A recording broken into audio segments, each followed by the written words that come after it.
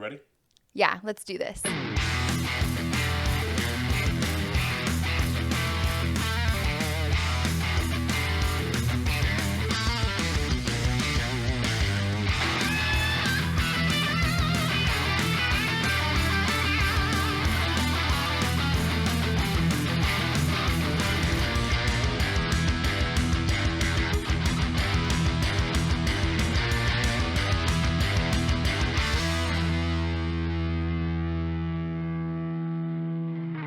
Hey everybody, Brie Milani here with Sky Insurance Brokers on another episode of the Greatness Podcast. And today I'm super excited. I have one of my dear friends who I actually obviously met in this industry, Emily Lockhart. Welcome. Thank you. Yeah, I'm so excited to have you on. I know we were talking a couple weeks ago about having you on here, kind of share your story, but you have some exciting news that you guys and your whole team just did. So why don't you share? So my team and I, the Lockhart Bailey Group, have made a move to guide real estate. It's so exciting. I remember we grabbed lunch and you told me and kind of about all the marketing they do here and how excited you were to kind of get going here. So I'm happy that you made the move and you got a week or two under your belt. And Yes. I'm like, get on this podcast. 1 week exactly. I got you on your week anniversary. Yes. Well, why don't you tell us a little bit about, obviously I know a lot about you and Mike and your beautiful son, but why don't you tell a little bit about your family life and all that fun stuff? Yeah. So Mike and I met almost 6 years exactly. We had a baby, Grayson. Yes, so cute. 3 years ago. He just turned 3 in April. So crazy toddler life for both Mike and I. So relatable. And then we got engaged in 2018. And yeah. To be determined.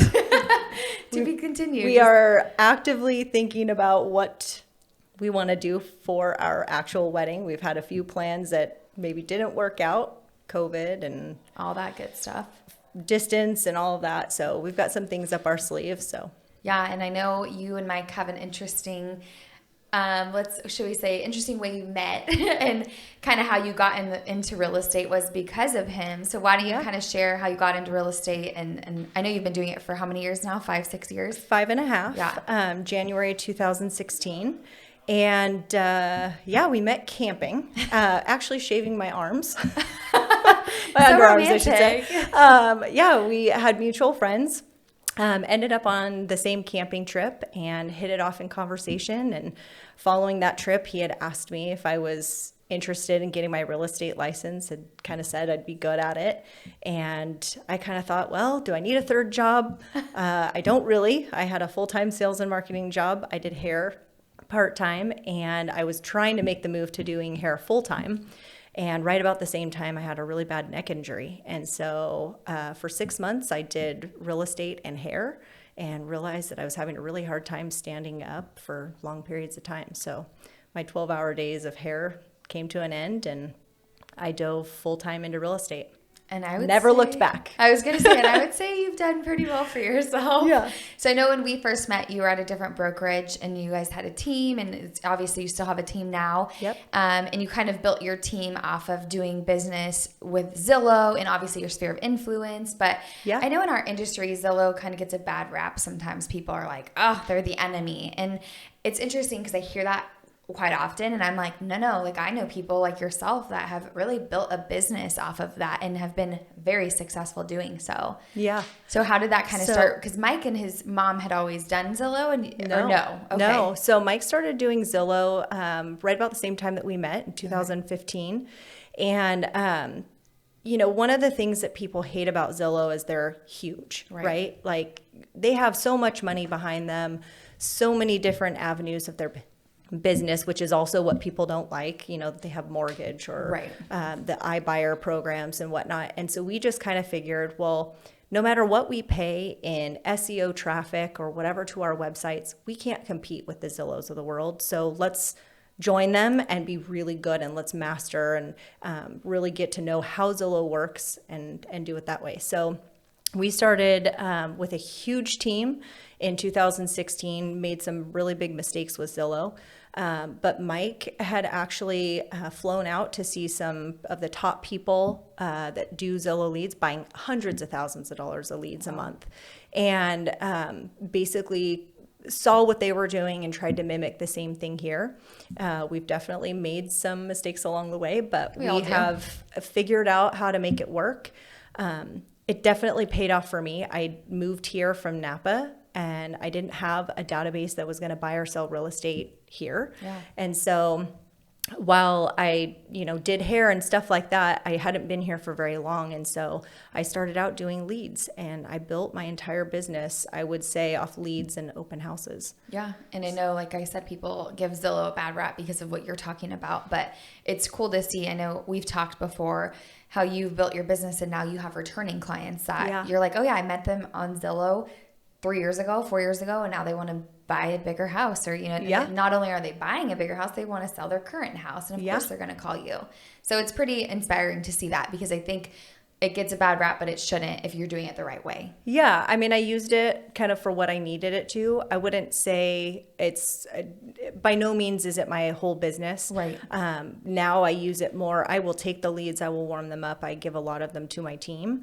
I very rarely, I shouldn't say rarely take them, but I don't do a whole lot because I do have so many repeat and referral clients. Yeah, that's amazing. So I would say last month of everything I did, 90% is repeat and referral. Business that, you got a couple years ago, and here you are. And that's kind of the idea behind it, is that, like you said, it's like an open house. Like, they are calling you. They're walking into your open house because they need something. Yep. They need to look at a house. They want some advice or whatnot. And obviously, even open houses, you're going to have buyers who aren't really that serious. Yeah, you get the looky-loos. And Zillow, I mean, most of the time they're calling because they're probably more active sometimes than some open house leads. Open houses, sometimes you get neighbors or looky-loos. They just want to see the inside of somebody's house. I've totally been that person. Yeah.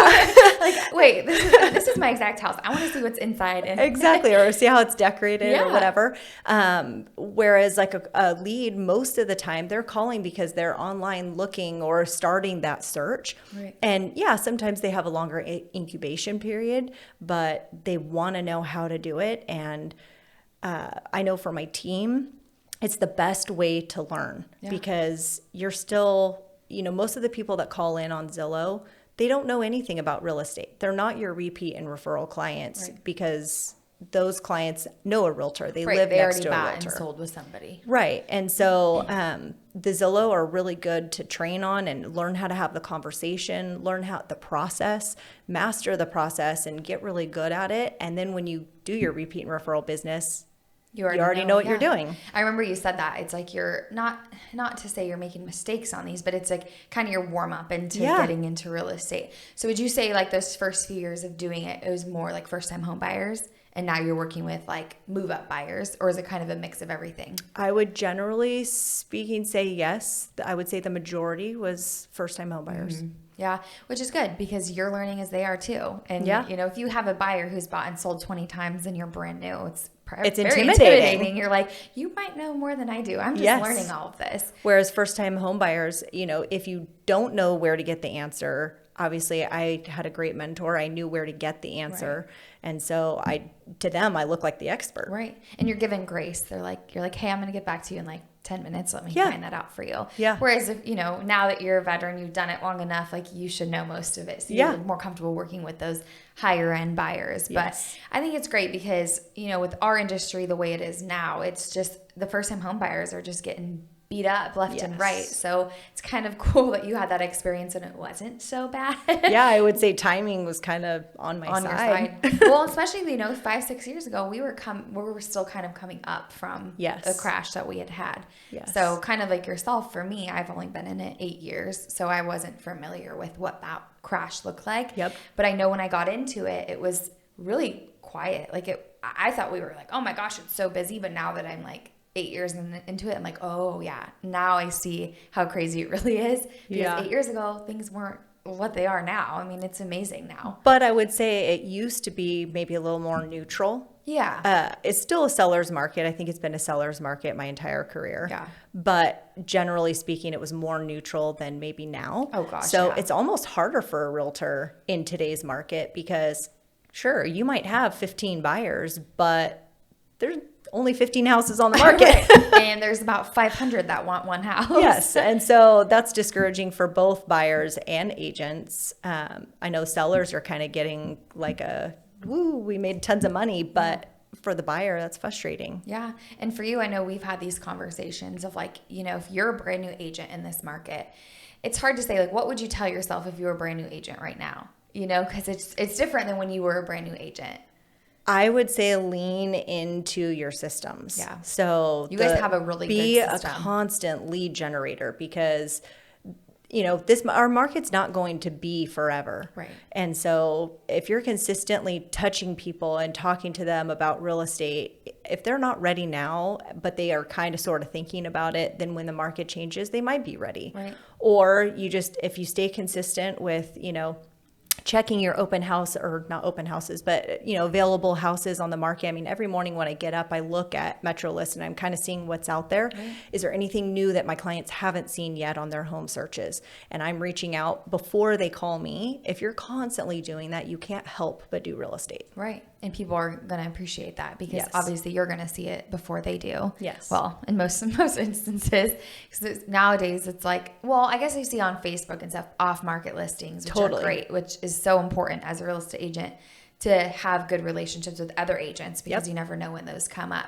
But I know when we were first looking, it was like we had to do the research and dig in and see what was out there just because it wasn't the market it is now. It was so much less competitive. Yeah. So it's now you got to lean in and get on and network and ask around. I mean, I know for even agents on my team, if we don't have a house that fits what our client's looking for and we know we call them ready now, then you start calling agents. Mm-hmm. Agents that sell in those areas where your clients are looking, in the price points where they're looking. I had one agent on my team, she just sold a $1.8 million house because she called agents that sell in the area that her clients were looking and did an off-market deal. Wow. And imagine that. I mean, that kind of stuff doesn't happen unless you're trained correctly and know to do that. Yeah. Not a lot of agents do that. Yeah. They want it to come to them first, them trying to find it. Yes. So now I know when we first met, you guys were really into open houses. Mm-hmm. I remember it was every weekend you guys had open houses. Yep. So obviously COVID changed that completely. Yeah. So where do you see your business hasn't struggled because of that, and so where do you see the future of that? I know open houses are kind of coming back. Do you guys see yourself doing them again? Yeah, so we started last weekend was probably the first time our whole team did open houses. That's cool. So yeah, we're back at the open houses. We do a lot of leads, but we teach leads to be supplemental. So supplemental to the standard practices of business, doing open houses, touching your database, your sphere of influence, doing all of those things. And so we don't want anybody to depend on the Zillows of the world or Realtor or wherever you get your leads. You just never know what could happen. It could be gone tomorrow. There's no promise of that. So it's smart to kind of have that as your supplemental. Yeah. And it's the same type of conversation at both. And so it's just practice and getting really good at that conversation. Yeah, which is important. I mean, and having those conversations with the people on the phone or walking into your open house, it's virtually the same thing. Yep. So now how many people do you guys have on your team now? So Mike and I are team leaders. We also have Rindy, and then we have 6 other agents. We have a transaction coordinator who's also a graphic designer, so he's going to be helping us with our individual marketing pieces. And then we are bringing on a client concierge, so somebody to help us kind of take our client experience to the next level. Which I know a big reason why you moved here at Guide was because of that. You wanted to really take it to the next level. And you were telling me they have some pretty extensive marketing that really piqued your guys' interest. Yeah, they do a lot with marketing. They partnered with a marketing company. And it's not just the same for every agent. I feel like it's sort of customized to what we want to do. I also feel like it's just really modern, and I feel like it aligns really well with where our team is trying to take our business. Yeah, which I know you had said that was coming to this office, if you guys could see it, it's absolutely amazing. It's so cool. It's like this little midtown area in Sacramento, the ice blocks, and I'm looking outside. I'm like, gosh, it's so cool that this is an office that you have the opportunity to be in. It's super awesome. Yeah. So I could see why you chose here. Yeah. And not that I don't work downtown Sacramento all the time. But it is kind of fun to have a place like we're doing this here. And you'll have your office in Roseville. Yes. Eventually. So, yeah. So we'll still be kind of all over. We sell real estate all over Sacramento, Placer, El Dorado, and I even go as far as Napa. So I mean, why not? Yeah. I'm not afraid to drive. While you're there. Yeah, exactly. Not a bad place to sell some real estate too while you're Not at all. And the price points are higher. Oh yeah, that's true. And now with like for you individually, because I know you and Mike have your team and your team leaders, but for you individually, obviously you said last month you had a huge month. Yeah. So what do you feel like sets you apart? Because everybody you ask, they know a real estate agent. Yes. So I'm sure that's something that comes up in conversation. Oh, my mom's best friend sells real estate, or my brother's friend, whatever. So for you, it's like, what's your value proposition? What do you tell people that sets you apart from everybody else? So I think I've just always been a people person first. Yeah. I like to think I'm good at building relationships. I'm good at calling my database pretty regularly, sending a text message. Even sometimes it's just a casual Facebook reach out, about their kids or whatever. Yeah. But I really feel like that's where I excel. I did that doing hair. I did that with my swim school. I mean, I've done that my whole life. My dad would say, Gabby is my yeah. I was like, Gabby. It makes for the perfect, real estate. It brings up a lot of conversation. And then aside from that, I'm super organized and systematic with my business. Like from head to toe, you're super organized. Like you're very structured, and it's impressive because for me, I feel like we're both moms. We both have young kids, and I'm like, wow, like what am I doing? Where am I at? Yeah. And you show up, you're like prim and proper, and I'm like, hey, I might have like some coffee on my shirt. Sorry. Okay, well, I only have one. You have two. It is a little different too. I feel like my life is like just in a blender right now, and I'm just kind of trying to sort it out. I will say, sometimes my life feels like that, especially, two people in real estate. It's a blessing and a curse at the same time, right? So we have the blessing of, hey, I got to run out to this appointment. You're good to stay with Gray? Okay, I've got an appointment. You go. Yeah. And sometimes it's literally like, I have had Gray at open houses for 10 minutes before, Dad comes and picks him up or vice versa. So we do a lot of juggling, and my life sometimes might not feel like it looks like chaos, but it does in my head. Well, and that's the real reality of all of our lives. I think, it's easy to go on social media or, talk to people. No, my life's so perfect. It's like, no, it's not. Like at the end of the day, we all have struggles, but I mean it as a total compliment. Thank you so much. You always are like very well put together. And I do feel like that is in real estate, especially so important because you guys have, you closed 5 million last month. How many transactions is that? I don't know, 7, 6.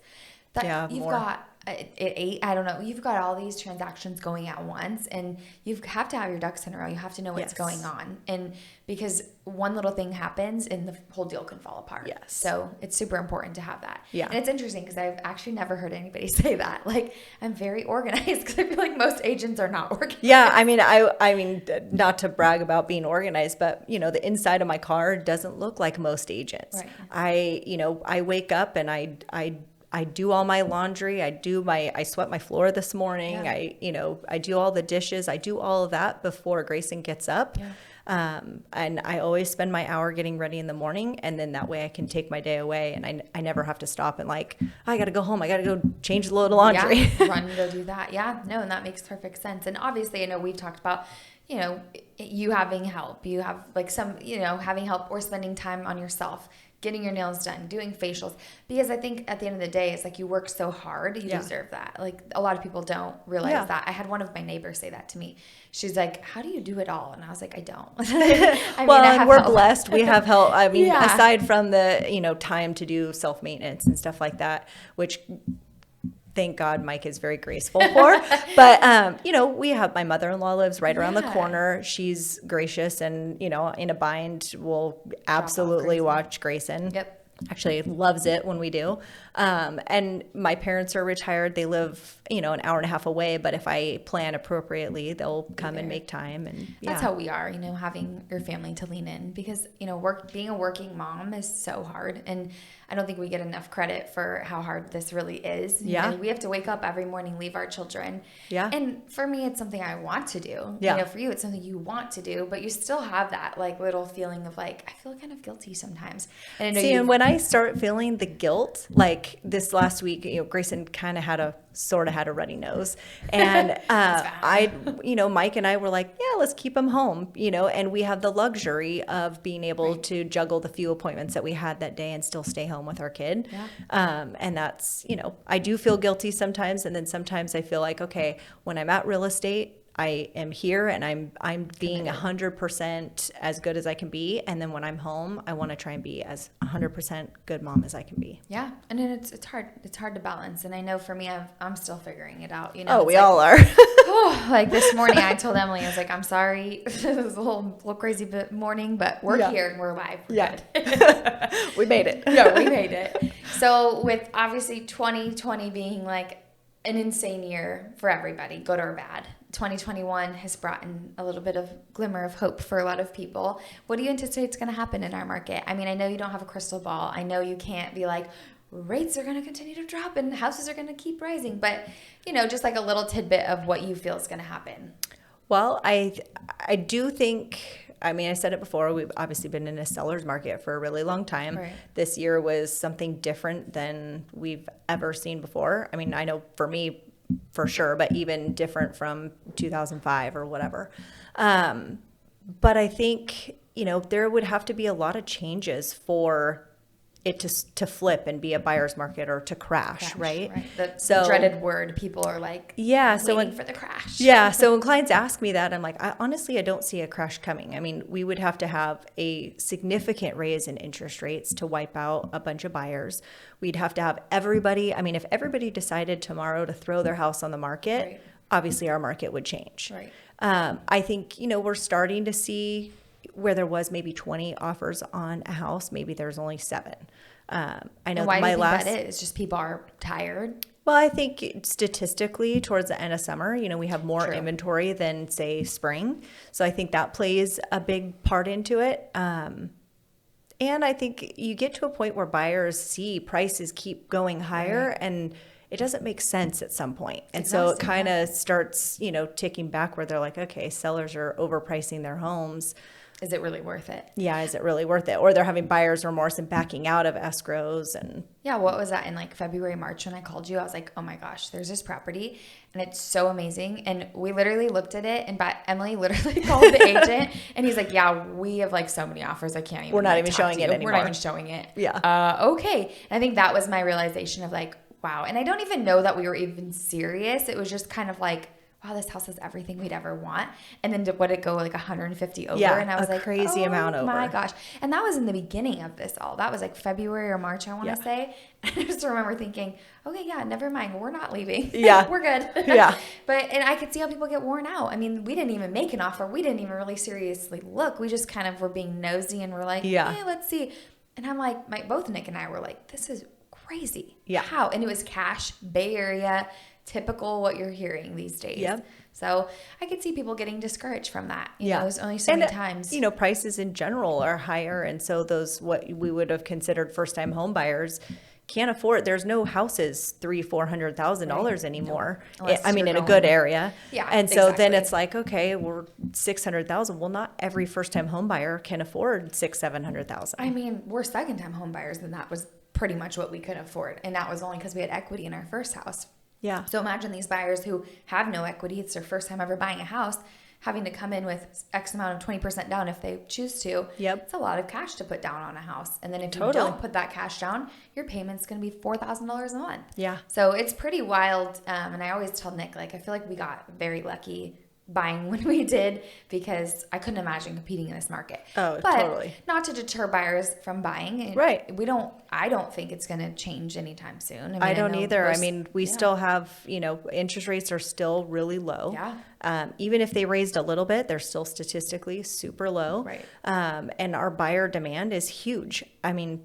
you know as well as I do, I mean, raising your family in Placer County especially is like, I mean, people from all over want to move here. Right. And sure, there's a healthy amount of people moving out, but we live in a great place. I mean, our market's, been labeled as one of those hot markets, and I think it's going to stay that way for a while. They say we're kind of like an anomaly. Like even if we're kind of in a bubble, we are like even if things change around us, everybody still wants to come here. We live out in West Park, and that's like, and even Rocklin, up and coming, new high school, new houses are still being built. I swear, every time a listing comes up, the person moving in is from the Bay Area. Yeah. And I don't care what people say. They're like, oh, it's only a small percentage. I'm like, well, in West Park, it's not, because our neighbor across the street and neighbor two houses down, both Bay Area. Yeah. But you got to figure they can sell a house, for $1 million or not pay rent on the, shack that they have there. Right. Come here, pay a fraction of the cost. They get a huge house. They get a highly rated schools,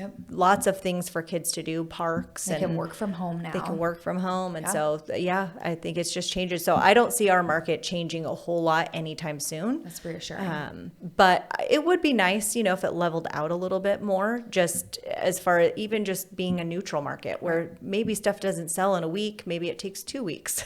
That's still it would be nice. And, I think buyers won't be giving so much away. Sellers won't be maybe as greedy. Right. Hey. It'll be a happy medium. I think that would be lovely. And I know my husband and I talk about this. Like, he's in construction, and I'm like, what if the bubble bursts? And it's like, they're doing 500 homes a month of new builds. Yeah. Like, this is crazy. I mean, record numbers. Insane. And I don't see that just plummeting tomorrow. Like, maybe it'll gradually go down a little bit and then go up a little bit. It's just like our industry. It's like, it is what it is, and we all kind of just have to buckle up and be ready for whatever it may be. But I mean, maybe COVID and, March of last year, maybe that was essentially our crash. Maybe that was the tick in the market. We all kind of adjusted. Panicked. And luckily real estate recovered quicker than a lot of other industries. Well, I think a lot of people say we were stuck in our houses, so we found things wrong with them. Oh, we want more square footage. We want this. We want that. Let's change. And, we're fortunate in our industry where I was unfortunate for a lot of people. It was a really great time for us in this industry. And so I always count my lucky stars with that, because it's like, there's so many people who went through so much tragedy during that time. And so it's interesting how our market that we're in didn't. And so it'll be interesting to see what happens. Yeah. So how can people get a hold of you? Like, best way, I know you're on Instagram. You do amazing on Instagram. Thank you. Yes. But like, what's the best way for somebody to get a hold of you? So obviously my cell phone. Do you want me to tell my number? Yeah. 707-812-2535. And my email is emily@lockhartbailey.com. And we have lockhartbailey.com, a website coming, and Instagram, Home Sales by Emily. So I'm also on Facebook. Pretty much, if you look me up, you can find me. LinkedIn. And it's lots of pink and very pretty and very aesthetically pleasing. Yes. So our team is actually currently going through a rebrand. Oh. Blush will still be incorporated, but I do have some gentlemen on my team. So I figure they probably don't want to market blush. So I mean, people who know me know that I'm very girly. Obviously, I came from hair. So I like to be authentic. I like to keep in that pink, but I am going to twist. Maybe, twist it up a little bit. You can still keep the pink and just have everybody else do it. Well, thanks for coming on. I know it was we had to shuffle this around while you were making your move, and I'm so happy for you. It seems like you're in a great spot, and I'm excited to see what you and your team do. But thanks for coming on. We appreciate it. Thank you so much for having me. Yes, thanks for everybody who's listening, and have a great rest of your week. Bye. Bye.